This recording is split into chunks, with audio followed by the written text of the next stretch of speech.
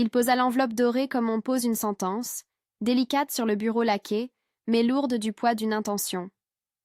Marie la regarda un instant, ses gants de caoutchouc encore humides du chiffon qu'elle avait passé sur la corbeille à papier. Le néon du couloir jetait une lumière blafarde. Dans la salle de réunion, tout était poli, immobile, comme si la ville retenait son souffle. Sur l'enveloppe, une calligraphie parfaite. À l'intérieur, une invitation au grand bal du club des mécènes et un billet d'accompagnement. Venez. Ce soir, tenue de soirée. Signé, Julien Morel. Marie sentit un vertige sec lui traverser la poitrine. Julien. Le nom avait la même saveur que le cuir des portefeuilles dans lesquels il aimait enfermer ses largesses. Précieux, poli, toujours à sa place. Elle ne l'avait connu qu'à travers des regards, un sourire trop précis devant l'ascenseur, une main qui se posait sur le dossier d'une chaise d'un air possessif à la cafétéria, un regard qu'elle avait repoussé une semaine plus tôt, quand il avait tenté, sans pudeur, une familiarité qu'elle n'avait pas souhaitée. Elle s'était reculée, avait dit non, juste assez fort pour qu'il comprenne et, manifestement, pas assez fort pour qu'il oublie. Julien Morel était un nom que l'on associait sans le vouloir à la nouveauté.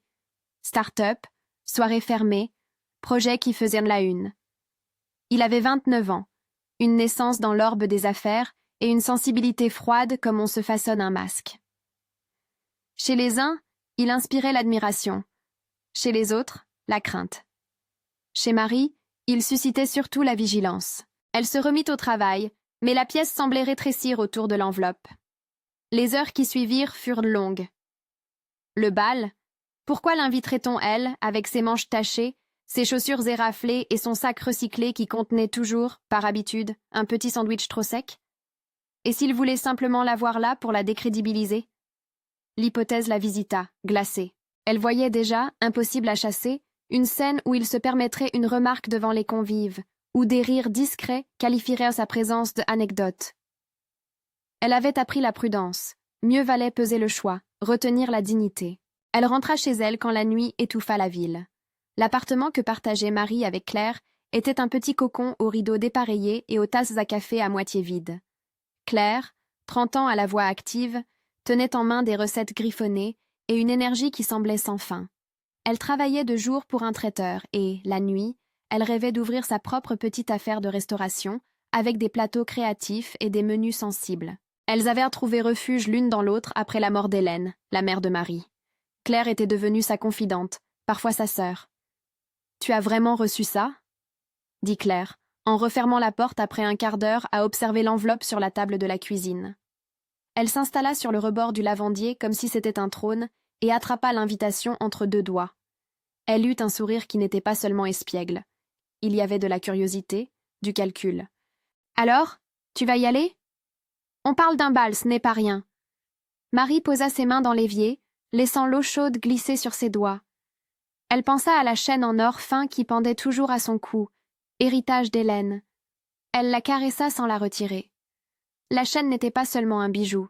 C'était la respiration d'une mère quand Marie était enfant, un dernier cadeau avant la maladie, un morceau d'histoire familiale qui tenait plus de mémoire que d'or. « Et si c'est un piège ?» dit-elle finalement. Sa voix restait basse, comme si la maison elle-même pouvait l'entendre. « J'ai dit non la dernière fois. Et si c'est pour me ridiculiser? Pour que tout le club rie d'une fille qui travaille la nuit et qui n'a rien à faire avec leur coupe de champagne ?» Claire posa sa main sur la table, près de la lettre.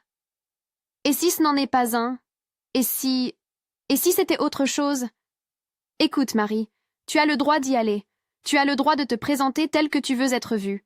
S'ils veulent te casser, alors montre-leur qu'on ne casse pas ce qui est debout. » Marie se souvint alors de la raison pour laquelle Hélène ne portait jamais d'autres bijoux que cette chaîne.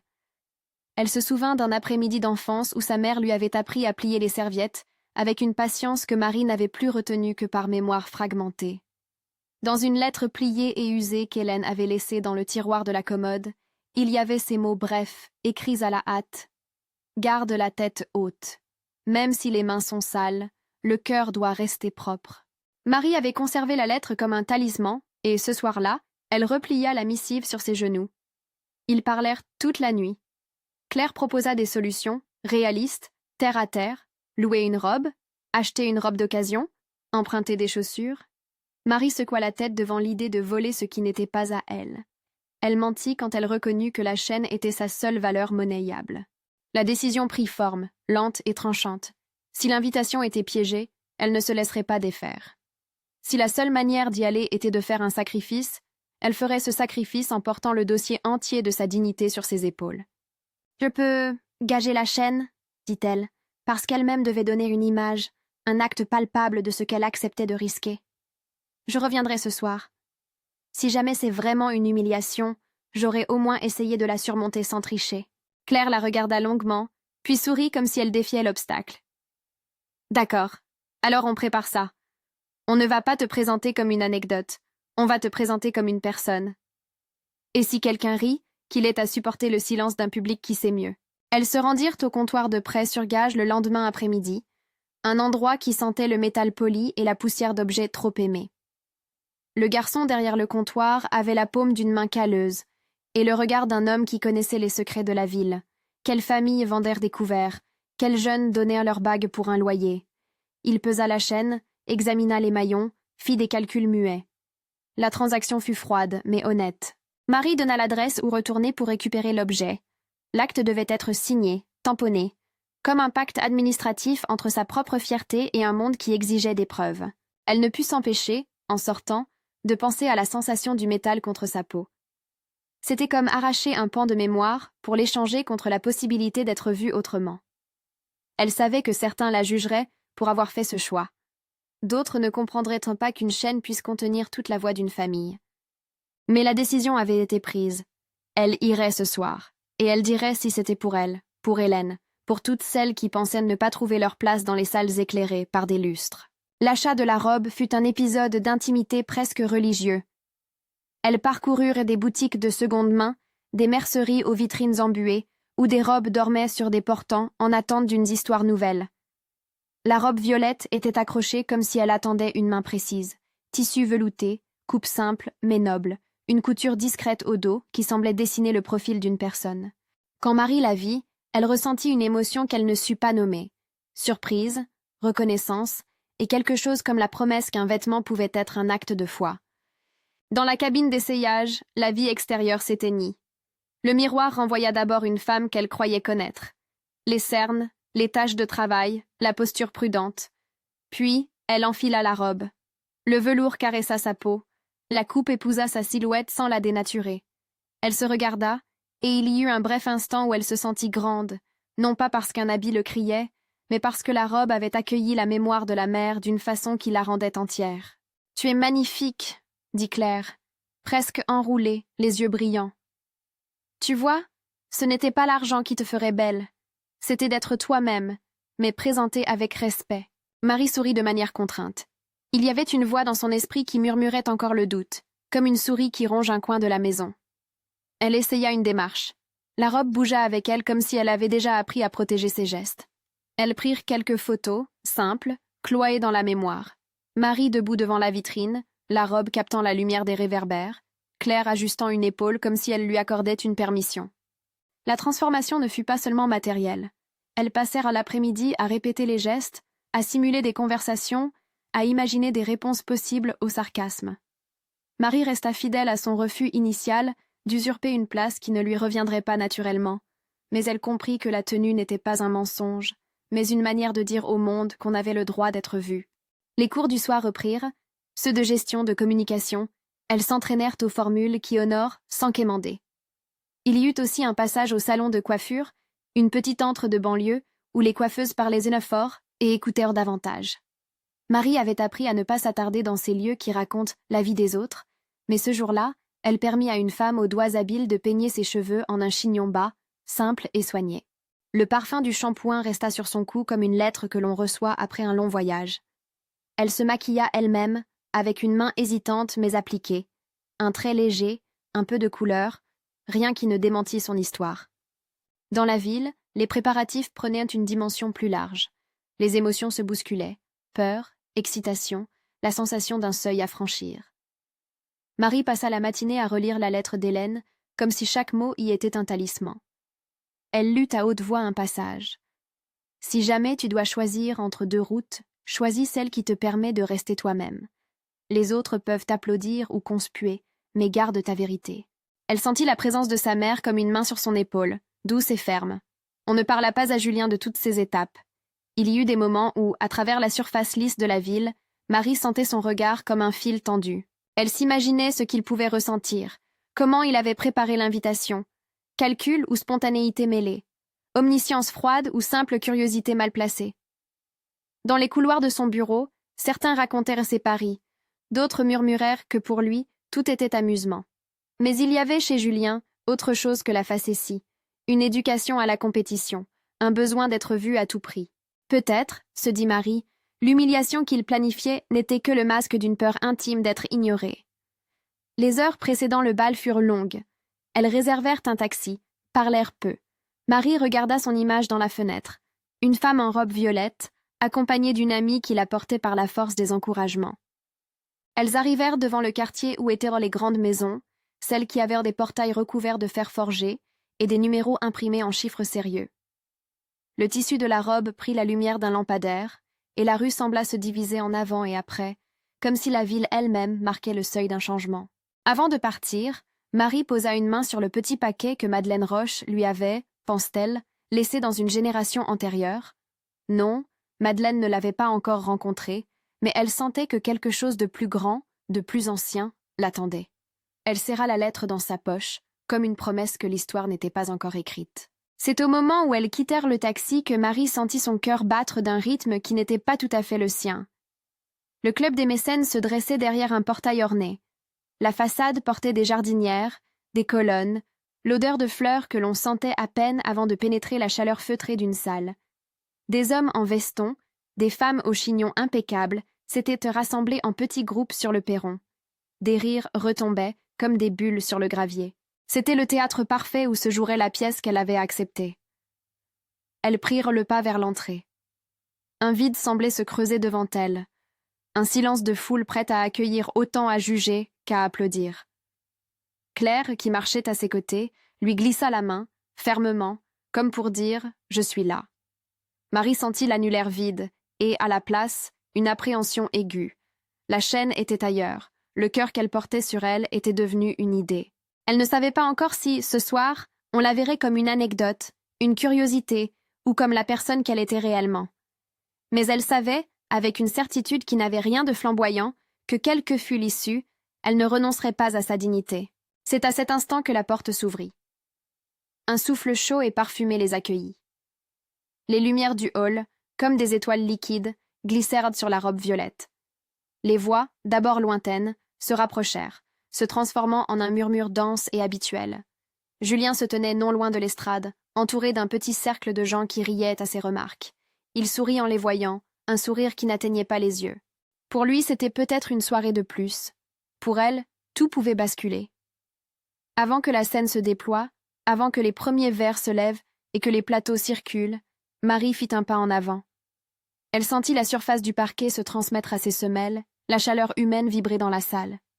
Un micro était posé sur l'estrade, une enveloppe d'interruption, annonces, discours, enchères. Elle sut, sans le dire, que quelque chose allait se jouer au-delà d'un ensemble de regards. La soirée pouvait être ce qu'il serait capable de réduire ou ce qu'il serait impuissant à contenir. Si cette histoire vous touche, laissez un like pour soutenir d'autres récits comme celui-ci. L'éclat des lustres réchauffait les visages. Des serveurs en habits noirs effleuraient les tables, portant des plateaux de verre. Les regards se tournèrent, d'abord par curiosité polie, puis avec ce qui ressemblait à une reconnaissance plus précise. Une femme en robe violette avait franchi le seuil, accompagnée d'une compagne à la prestance discrète. Murmures, chuchotements, quelques portefeuilles se refermèrent. Julien se redressa, son attention tirée comme par un aimant. Il lui adressa un salut, calculé, presque cérémonieux, comme on tend la main avant de porter un coup. Le programme commença. Musique feutrée, discours d'ouverture par un homme avec une cravate parfaitement nouée, applaudissements mesurés. Il y eut des toasts, de la conversation polychique, des regards qui jaugeaient, qui cherchaient à classer. Marie, debout près d'une colonne, sentit le vacillement mais se tint droite. Un petit groupe s'approcha, des voix qui parlaient en bas mais suffisamment claires pour que quelques mots lui parviennent. Quelle audace! Regardez sa robe, ce violet est... Elle doit être la nouvelle curiosité. Elle se contenta d'un sourire mesuré. Son cœur battait, tandis qu'une main inconnue frôlait la poignée de sa pochette, comme pour la retenir un instant. Julien monta sur l'estrade pour annoncer la première partie du programme, une vente aux enchères caritatives d'ouvrages rares, dont un lot de livres d'études destinés à financer des bourses. Il peint le geste en noblesse. Ses mots étaient précis, savamment rédigés pour flatter un public généreux. Il observa la salle en quête d'un geste, d'un nom qui se détacherait. Il savait, parce qu'il l'avait planifié, que la présence d'une jeune femme d'un autre milieu dans cette assemblée ferait parler. Peut-être que la mise en demeure serait son spectacle, que le rire discret arrangerait un après-midi d'ennui. Il pensa que la chute serait belle, et la chute, pour lui, avait toujours été le spectacle de la supériorité. Mais la soirée réservait ses propres détours. Au moment où l'on annonçait le début des enchères, Madeleine Roche entra, sans prétention, mais avec une autorité qui n'avait besoin d'aucun artifice. Sa présence calma presque immédiatement la salle. Elle marchait comme si les murs la connaissaient, et son visage portait l'assurance de quelqu'un qui savait reconnaître la valeur au-delà des apparences. Son regard traversa l'assemblée, comme une main qui sentait la finesse d'un tissu, puis s'arrêta et fixa Marie. Ce fut un arrêt bref, presque imperceptible pour ceux qui bavardaient, mais électrique pour Marie. Dans cet éclat silencieux, quelque chose se déclencha, une mémoire, une reconnaissance. Madeleine s'avança, traversa la foule et entra dans la proximité d'un monde qu'elle connaissait déjà, celui des histoires croisées. Elle murmura quelques mots à l'oreille d'un voisin, puis s'approcha de Marie avec une douceur qui prit la forme d'une main posée sur le bras. « Hélène », murmura-t-elle, comme si elle disait un nom qui était aussi un lieu. « Tu ressembles tellement à Hélène. » La phrase tomba comme une pierre dans l'eau tranquille de l'assemblée. Les visages se tournèrent, les conversations suspendues. Marie sentit le monde converger autour du nom de sa mère, comme si le passé avait trouvé un interlocuteur. Elle ne comprit pas tout sur le moment. Comment Madeleine connaissait ce nom, ce que cela signifiait précisément. Mais le simple fait de prononcer Hélène donna à la soirée une nouvelle tonalité, un frisson de possible. La reconnaissance n'était pas un simple mot. C'était une porte que quelqu'un venait d'énoncer. Les gens échangèrent des regards surpris. On vit des sourcils se lever. Julien, qui observait la scène avec son air de maître du lieu, sentit son plan vaciller. Sa surprise fut d'abord contenue. Puis il se rendit compte que ce qu'il espérait utiliser comme un moment de dérision prenait une autre forme. La soirée, qui avait été une scène dressée pour l'éclat de sa supériorité, commençait à obéir à un autre ordre, celui des histoires qui traversent les générations. Marie, elle, se trouva soudain au centre d'un phénomène qu'elle n'avait pas cherché. La main de Madeleine se fit plus chaude sur son bras, et dans les yeux de la vieille femme, il y avait une reconnaissance qui ressemblait à une réconciliation. Comme si les dettes du passé pouvaient, d'un geste, commencer à s'apurer. Le micro était toujours posé. L'enchère des livres devait commencer. Julien, furieux de sentir son contrôle lui échapper, se leva pour parler. Mais dans l'air chargé d'attente, la voix de Marie se fit entendre, claire, sans trembler. Elle prit le micro non pour réclamer pitié, mais pour nommer une vérité.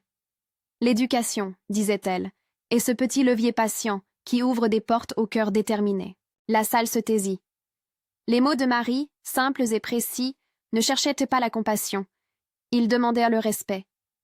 Un silence respectueux monta, et avec lui une autre énergie, des regards qui n'étaient plus seulement curieux, mais attentifs.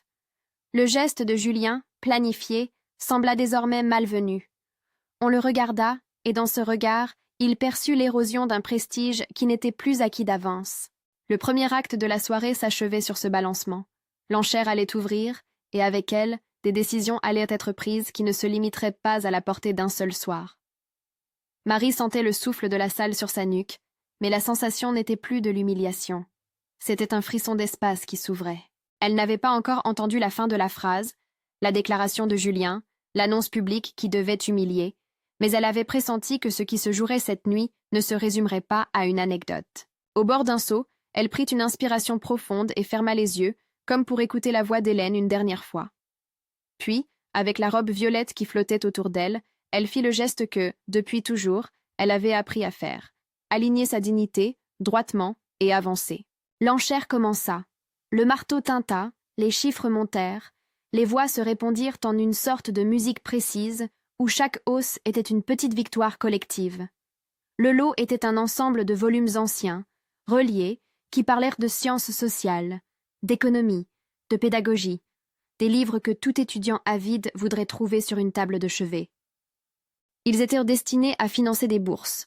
Leur prix n'était pas un luxe pour qui ne connaissait pas la valeur des mots imprimés, mais c'était exactement la promesse qu'ils contenaient, un levier pour avancer.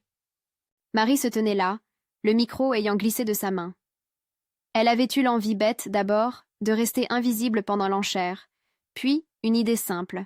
Si ces livres pouvaient aider quelqu'un comme elle à franchir une marche, alors pourquoi ne pas tenter quelque chose? Sans calcul de vanité, elle leva la main et fit une offre, modeste. Les regards autour glissèrent. Qui est-elle pour se mêler? Les murmures firent comme une pluie fine. Julien, sur l'estrade, sourit comme on prépare une chute. 500, demanda l'enchérisseur à côté, sans doute sûr de sa supériorité. 1000, proposa une voix grise. 5000, dit finalement un homme à l'autre bout de la salle, parce que dans ce monde, l'argent dit sa priorité avec une autorité brutale. Marie entendit le cliquetis des chiffres. Elle n'avait pas prévu de monter les enchères démesurément. Elle avait misé ce qu'elle avait, non en défi, mais comme un acte d'appartenance. Il y eut un silence, un mince espace où la salle semblait évaluer l'étrangeté d'une femme qui se donnait la peine de participer. Julien, voyant l'occasion, remonta au micro et prononça des mots enveloppés de sarcasme. Pas encore d'attaque frontale, mais un glissement. Il est touchant de voir des gens si engagés. Pour certains, la culture est un divertissement. Pour d'autres, c'est une nécessité qui coûte. Puis, voulant fermer la pièce, il fit ce qu'il avait préparé. Il s'adressa à la salle d'un ton jovial mais chargé, annonçant, avec un sourire calculé, que, parmi nos invités se trouve ce soir une personne dont le travail quotidien est loin des mondanités ici réunies. Elle entretient, chaque nuit, ces mêmes bureaux où l'on matraque l'agenda du lendemain. Il prononça « femme de ménage », avec une pointe qui voulait faire rire. Quelques gloussements étouffés le suivirent. Silence. La phrase tomba comme un caillou, plusieurs têtes se tournèrent. Certains sourirent, perplexes, d'autres cherchèrent la curiosité du spectacle. Marie sentit l'ancien vertige revenir, mais il était différent. Il n'était pas fait de honte, mais d'un petit feu de colère tranquille. Le visage de Julien avait l'expression d'un enfant qui appuie sur un bouton pour voir la réaction. Elle remonta sur le micro, sans hésitation visible. Sa voix, lorsqu'elle parla, était claire, débarrassée d'un tremblement décoratif. Elle ne vint ni supplier, ni crier. Elle nomma. « Oui, je suis celle qui nettoie ses bureaux, » dit-elle. « J'y lave, j'y organise, j'y remets de l'ordre. Mais ce travail ne me définit pas. Ce que je suis, ce que je veux être, ce sont des choses que personne ne peut retirer en un mot. L'éducation a été pour moi une promesse, pas un privilège, une promesse. Ces livres ne sont pas des trophées, ce sont des outils. » Sa phrase toucha un fil. L'air changea. Des sourcils se desserrèrent, des corps se redressèrent. Un murmure approbateur monta, timide au début, puis plus assuré. Elle continua, évoquant brièvement sa mère Hélène, sa lettre, ses mots pourtant simples. « Garde la tête haute. Même si les mains sont sales, le cœur doit rester propre. » La salle, comme si elle respectait l'invocation d'un nom, se tut encore davantage. Julien, devant cette réponse qui n'avait rien de théâtral, se sentit pris au piège. Sa stratégie était de rire. Or, le rire ne venait plus. Il chercha à récupérer la scène par l'ironie, mais ses mots sonnèrent faux, trop attendus. Une femme s'approcha alors, une main légère sur son bras, Madeleine Roche. Elle sourit, non d'un sourire condescendant, mais d'une bienveillance ancienne. « Madame Roche ?» murmura quelqu'un. Elle vint au micro et dit simplement « Ce que m'a appris la vie, c'est que les histoires ne regardent pas seulement l'apparence, elles regardent la vérité. Je connais Hélène. Elle travaillait ici autrefois. Elle était honnête, vive et solide comme un chêne. » La mention d'Hélène fit remonter une brèche d'émotion dans Marie. Surprise, reconnaissance, une honte doucement balayée par la main tendue du temps. Madeleine prit Marie par l'épaule devant l'assemblée, puis alla s'asseoir, comme pour rendre la scène normale, comme si l'acte de nommer un passé était le plus naturel des gestes civiques. Les enchères reprirent avec une énergie nouvelle. Un donateur anonyme proposa une somme qui dépassa les attentes. Mais surtout, plusieurs personnes, touchées, se déplacèrent vers Marie à la fin de la séance pour lui proposer des aides concrètes, des cours pris en charge, des contacts pour des stages. Thomas Girard, un entrepreneur connu dans le domaine des ressources humaines, s'approcha. Il parla à voix basse, avec sérieux. « Marie, dit-il, j'ai besoin de gens qui comprennent le travail et la valeur humaine. Nous avons un programme de formation pour intégrer des profils variés dans des postes administratifs et pédagogiques. Si vous êtes prête à faire un essai, nous pourrions envisager un stage rémunéré. Je veux dire, vraiment rémunéré, pas une exposition de bonnes intentions. L'offre avait la mesure de la crédibilité.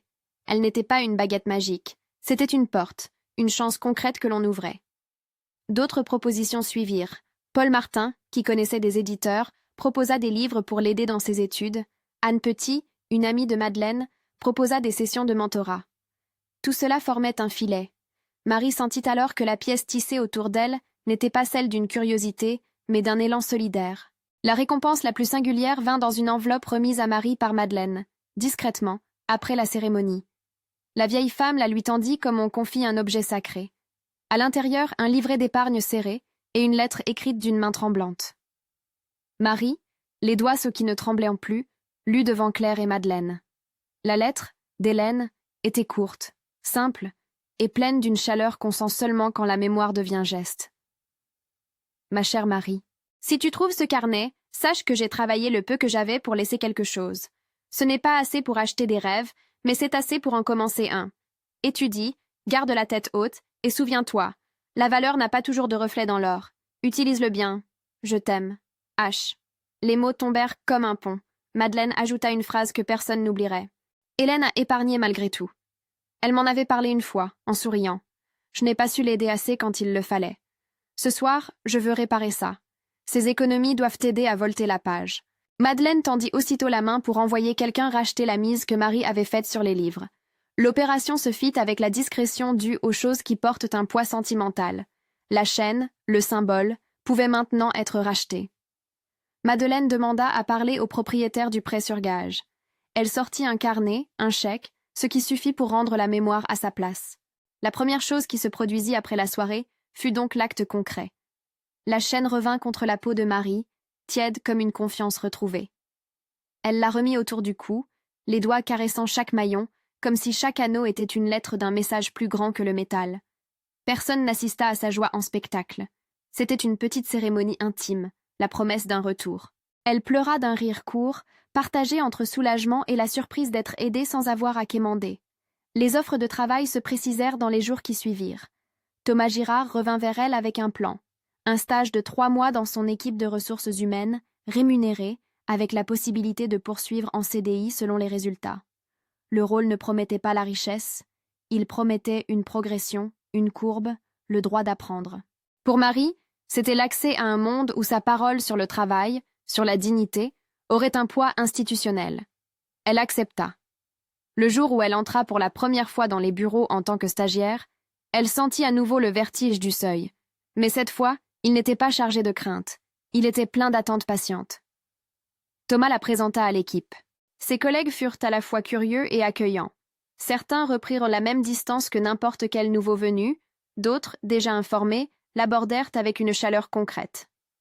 Le travail consistait d'abord en observation, puis en petites responsabilités. Vérification de dossiers, organisation de sessions de formation, écoute des employés. On lui laissa aussi la possibilité d'animer un atelier pilote pour des profils atypiques. Elle y trouva un terrain où sa sensibilité à la dignité du travail se transforma en outil professionnel. Parallèlement, Claire reçut un coup de pouce inattendu. Un traiteur de renom, touché par son énergie, proposa de l'aider à monter une carte de dégustation pour des événements.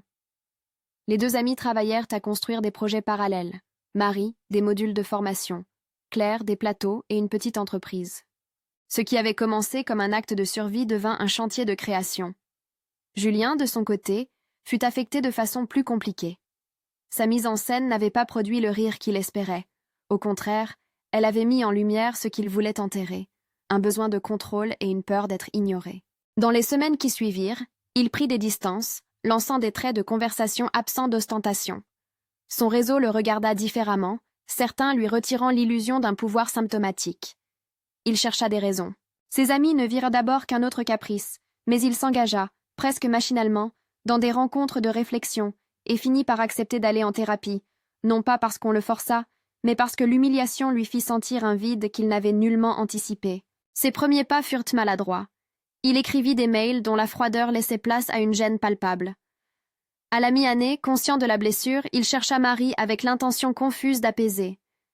Elle, fidèle à ses principes, ne chercha pas la revanche ni le pardon forcé. Leur première vraie conversation, 3 mois après la soirée, eut lieu dans une cafétéria neutre. Julien s'excusa, puis explosa dans un aveu. Il ne savait pas comment être autre que visible. Marie l'écouta, sans indulgence naïve mais sans mépris. « J'avais peur d'être invisible, dit-il. J'ai appris à me rendre énorme pour ne pas disparaître. Ce soir-là, j'ai essayé d'imposer ma grandeur. Ce n'était pas une excuse. Je suis désolée. » Marie ne cura pas la blessure d'un mot. Elle demanda des actes. Julien commença donc un chemin concret. Il fit un don anonyme à un programme de formation. Il rencontra Thomas pour parler de possibilités d'emploi pour des profils peu représentés. Il commença la thérapie et, surtout, demanda à être conseillé sur la manière de réparer. Sa démarche fut lente et tâtonnante. Certains la virent comme une tentative de réhabilitation publique, d'autres comme un vrai travail sur soi. Avec le temps, ses actes se montrèrent plus que ses discours. Les mois passèrent. Le stage de Marie se transforma en contrat, puis en responsabilité plus large. Elle animait désormais des ateliers de recrutement inclusif, défendait des pratiques qui valorisèrent la trajectoire humaine avant le seul CV lisse. Sa réputation, bâtie sur la sincérité de ses interventions et la qualité de son travail, se propagea. Elle proposa des programmes pour accueillir des travailleurs avec des parcours atypiques, publia des notes de travail, participa à des conférences où sa présence ne surprenait plus. Elle inspirait. Claire, elle, sut transformer l'élan en entreprise. Les plateaux qu'elle composait eurent le goût d'histoire, un mélange de recettes de famille et d'inventions récentes. Son nom circula, d'abord dans de petits événements, puis dans des réceptions de mieux en mieux notées. Son activité offrit des emplois à d'autres femmes du quartier. Ensemble, elles bâtirent une petite toile de solidarité professionnelle. Le livret d'épargne d'Hélène, gardé avec soin, fut investi intelligemment. Une partie servit à reprendre la chaîne, une autre fut placée pour payer une formation complémentaire pour Marie.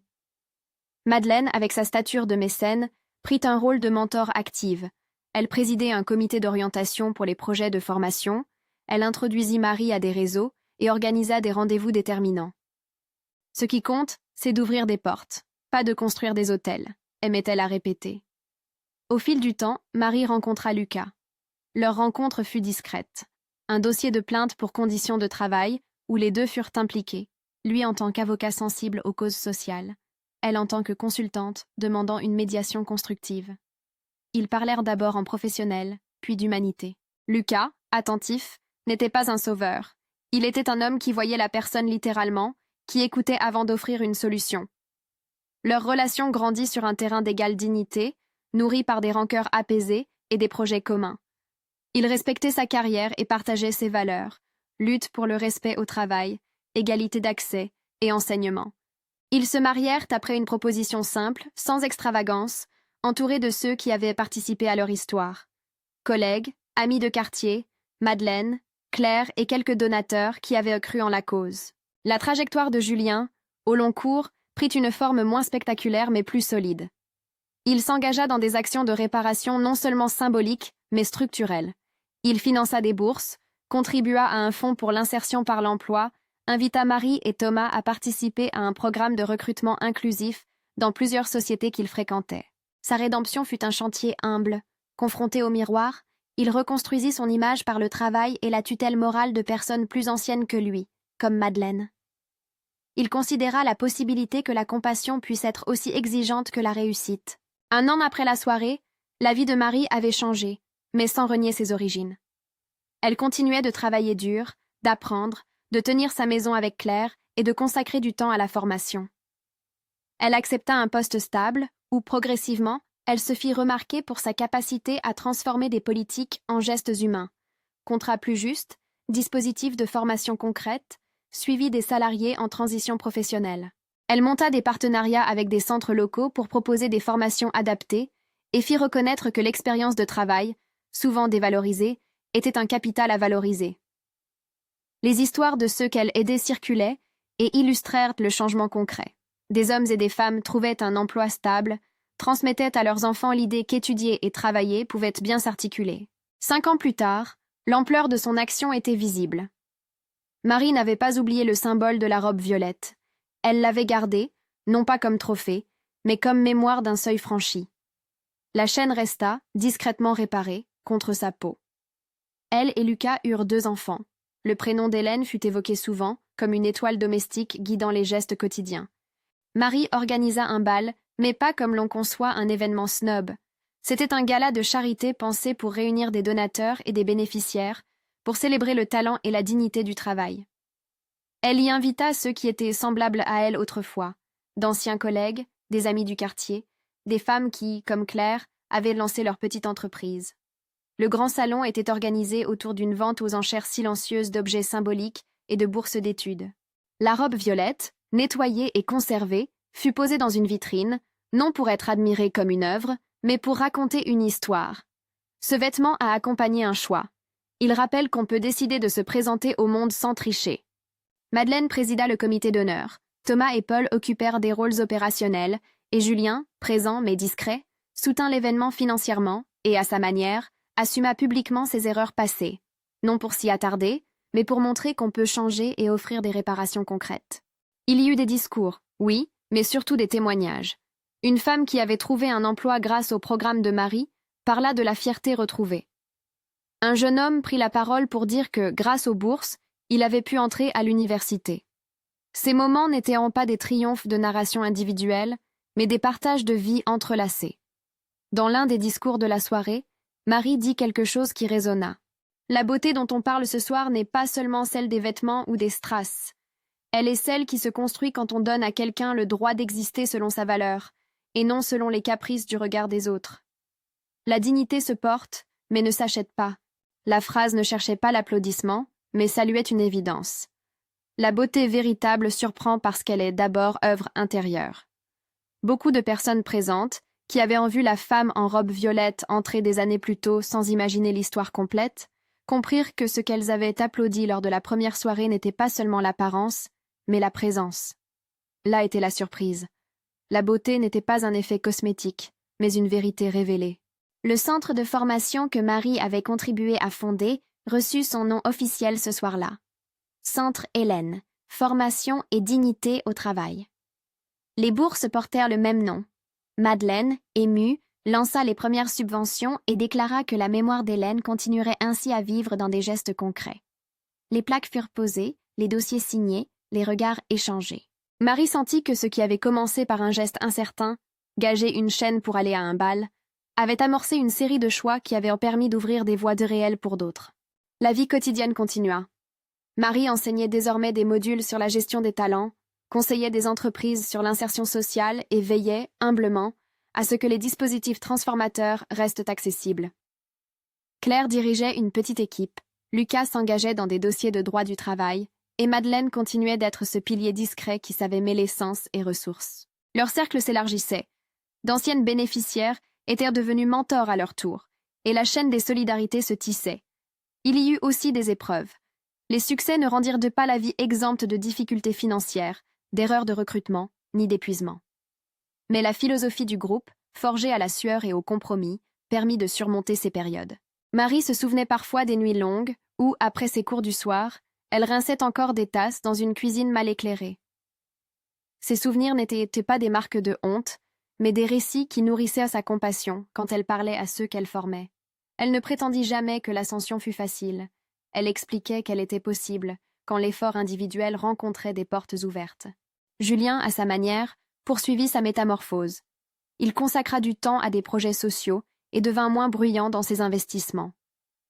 Son évolution fut lente, parfois interrompue par des rechutes d'orgueil, mais la thérapie et les rencontres avec des personnes qui lui tenaient tête sans haine firent leur œuvre.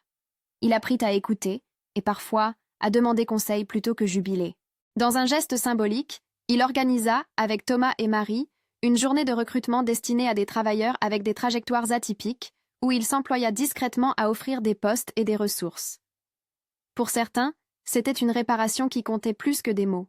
Un matin de printemps, quelques années après la première soirée, Marie se rendit au petit atelier où Claire commençait à former son premier groupe d'apprentis traiteurs issus du quartier.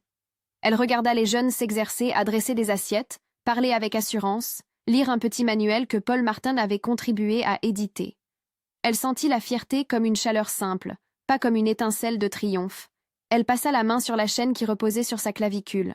La soie violette de la robe, rangée dans un manteau, attendait d'être montrée aux prochaines générations comme une histoire, non comme un modèle à imiter, mais comme une preuve que parfois, un choix posé avec honnêteté peut ouvrir une vie. Sa beauté, ce soir-là, n'était pas seulement extérieure, c'était la cohérence d'une existence qui avait choisi de rester fidèle à ses valeurs. Les gens qui l'avaient vue entrer au club ce soir-là ne s'attendaient pas à cette transformation. La surprise n'était pas un effet de scénario, mais la conséquence de la force tranquille d'une femme qui avait pris des décisions pour être, enfin, respectée. On l'a reconnue pour son humanité autant que pour son sourire. La dernière image que l'on garderait de cette histoire fut simple. Lors d'une remise de bourse, Marie se tint devant un groupe de jeunes gens. Elle leur tendit un livre, puis une clé symbolique d'un local de formation, puis posa la main sur l'épaule d'un garçon serré par l'émotion. Elle dit « N'oubliez jamais que la dignité commence par le respect que vous vous donnez. Si vous la portez avec résolution, les portes peuvent s'ouvrir. Mais il faut aussi tendre la main à ceux qui se tiennent encore de l'autre côté. » Un des jeunes leva la tête et sourit, fragile et lumineux. La salle applaudit, non pour une personne, mais pour l'idée que, lorsqu'on combine courage individuel et solidarité collective, on répare des vies. Et si l'on revenait un instant au titre qui a déclenché tout cela, oui, le millionnaire invita sa femme de ménage. Mais elle ne se contenta pas d'être surprise. Elle surprit les autres par sa beauté, celle d'une personnalité qui, face à la honte lancée comme un défi, sut tenir sa place avec respect, intelligence et cœur. Sa beauté fut un geste, pas un décor. C'est là que réside la vraie leçon. La beauté qui transforme est celle qui respecte, qui élève, qui sème des possibilités autour d'elle. Si cette histoire vous a touché, laissez un commentaire pour partager un moment où la dignité a changé votre vie, et abonnez-vous pour découvrir d'autres récits inspirants.